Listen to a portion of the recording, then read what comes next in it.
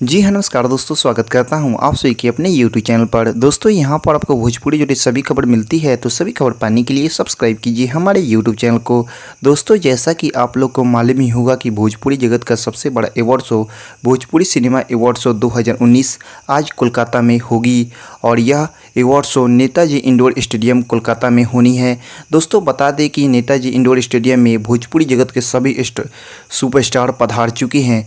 दोस्तों आप कौन से सुपरस्टार को बेस्ट एक्टर का अवार्ड पाना चाहते हैं, आप हमें कमेंट बॉक्स में ज़रूर बताइएगा कि कौन से एक्टर को बेस्ट एक्टर का अवार्ड मिलेगा, वहीं कौन से हीरोइन को बेस्ट एक्ट्रेस का अवार्ड मिलना चाहिए। दोस्तों आप हमें कमेंट बॉक्स में अपनी प्रतिक्रिया ज़रूर दीजिएगा।